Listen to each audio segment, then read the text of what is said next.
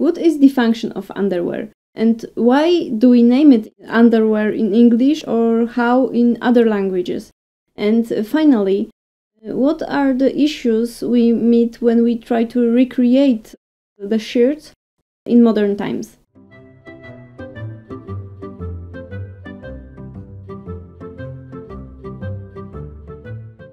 My name is Katarzyna Andres, and this is a fragment of my podcast, Men's Side of Fashion. This podcast until now is only in Polish, but I am translating it for you to English using YouTube videos. So today, as I mentioned before, I will be speaking about some functions of the underwear, and I will tell you more about underwear in general.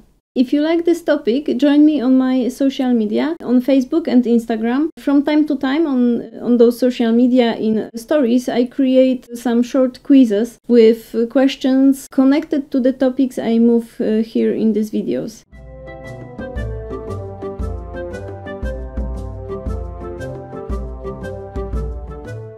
Let's start from definitions and semantics. English names underwear, underpinnings or undergarments mean something which is just worn below something else, and this something else could be a gown or a dress in case of women, and in case of men it could be a coat or doublet. German word Unterwäsche is a connection of two other words. In translation they mean under and washing, which can suggest how underwear was worn and treated. As mentioned, those pieces were worn under something, but they were also washed more often. And finally, there is a Polish word, bielizna, which comes from the color biały, which is white. And that's some clue as well, because underwear was very often white. Maybe it was not snow white, but more natural shade, which you can get by bleaching linen or cotton, but it was still some shade of white. All of above are true. Underwear was worn just over the body, and this means that it was collecting all the dirt and sweat. This is why it required to be washed more often.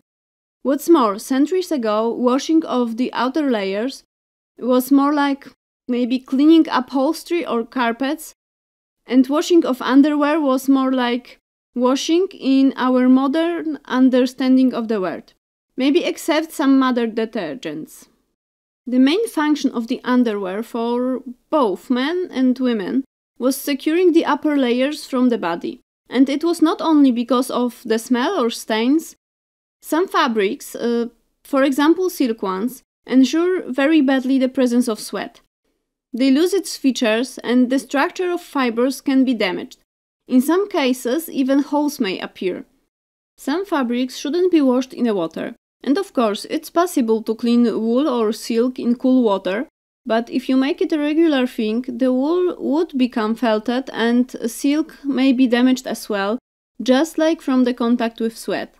Of course, some of the shirts were made from such fabrics like wool or silk, but it's still easier to change simple shirt which was generally made with just one layer of fabric with maybe some local reinforcements than to find or order whole multi-layered elegant outfit made from very precious fabrics. The next thing about cleaning that I'd like to mention now is that cleaning seems very easy for us, but we are able to clean the outfit using washing machine or take it to the laundry. But it was not so easy some centuries ago. It's simply because cleaning of the outfit could cause irretrievable damage of the clothes. Even nowadays, we do not use washing machines for cleaning some elegant evening dresses or tailored suits or overcoats. Thanks to the undergarments, 17th, 18th or even 19th century clothes were usable longer and they presented well for a longer period of time. But protection worked the other way as well. Do you maybe have any memory of being a little child gifted by granny or aunt with scratchy sweater? It was probably made of wool. Currently, it's not so easy to get them in shops unless it's a premium shop. It's simply because most worsteds is made of mixed fibers. not just plain wool. Sometimes there is no wool at all.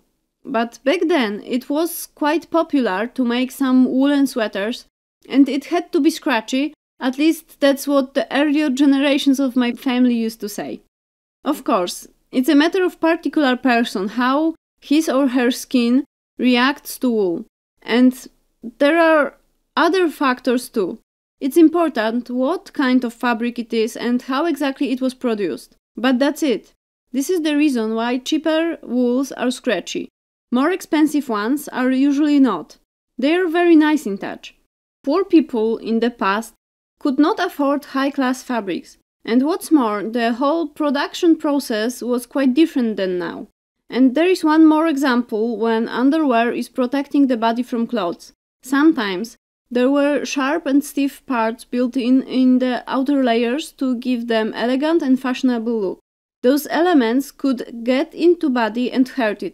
Of course, it was not so much case for made-to-measure and well-finished garments, but not everyone was so lucky to afford them. With the analysis of underwear through the ages, there is one basic issue. Not many originals have survived.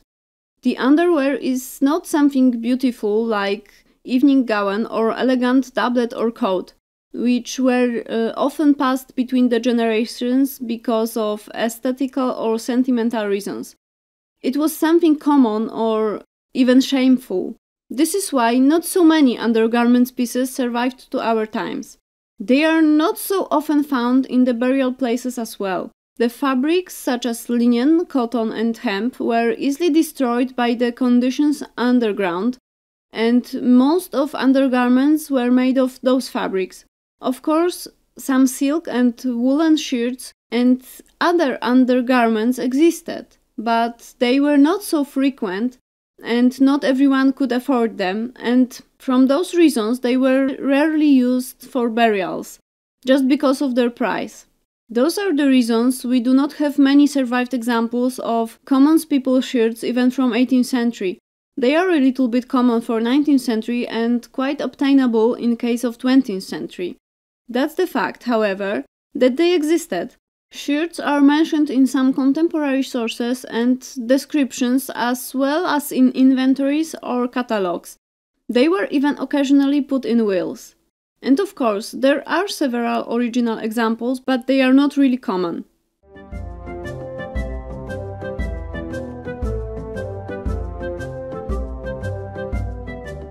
That's it for today, for the functions, naming and issues connected to recreating men's shirts and generally underwear. In the next parts of this series, I will be speaking more about the appearance of the shirt and also how during last 150 years our perception of clothing and underwear changed. So stay with me, subscribe my channel and join me on my social media and find there some quizzes in my stories where I ask the questions connected to the topics I am talking about here in these videos.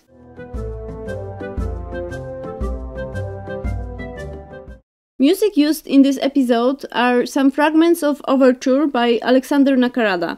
For links you can check the description.